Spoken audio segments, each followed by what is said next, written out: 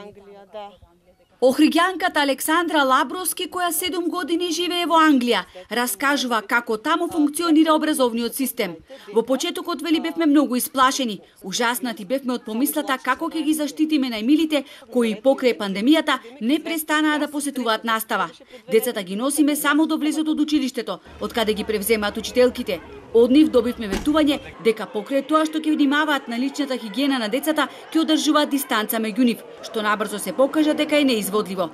Веднаш се поделија во мали групи кои не се мешаат едни со други. Иако наставниците не носат маски, ниту едно дете не заболи од коронавирус, бидејќи свеста кај народот е на многу високо ниво, додава нашата соговорничка. Искрено мислев дека во Англија си повеќе на ризик, затоа што не знаеш со какви луѓе ќе се сретнеш секојдневно, што нешто ќе ти донесе детето од училиште, кој што се меша со разни деца, нели? Но ние, како држава, немаме таков капацитет.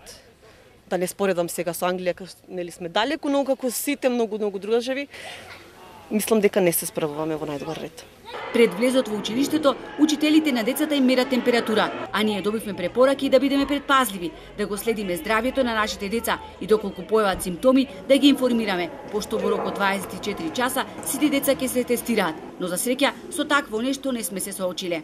Никој не очекуваше дека за толку брзо време ќе може да се снајдат и да направат еден многу добар терк за учениците да не се почувствуваат дека се изолирани просто. Мислиш дека ова неодење на децата на школа ќе ги претвори во асоцијални дечиња? Да.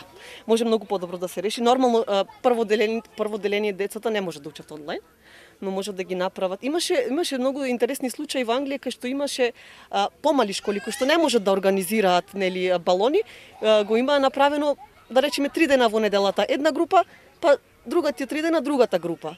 Родителите 2 пати во денот може да ги носат децата на спортување. На училиште не одат само децата кои имаат одредени заболувања и тие учат онлайн. Сите останати, како и досега, така и од септември, настава ќе посетуваат во училишните клупи. Завршува Лабровски.